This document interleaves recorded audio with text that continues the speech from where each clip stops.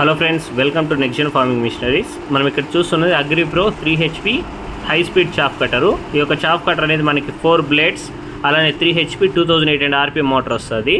మనకి ఇప్పుడు పశుగ్రాసాల్లో వివిధ రకాల హైబ్రిడ్ జాతుల గ్రాస్ అనేది ఉన్నాయి. వాటిని ఎక్కువ డైరెక్ట్గా కోసి అలానే పశువులకు వేయడం వల్ల చాలా వేస్టేజ్ అనేది ఎక్కువ జరుగుతున్నది.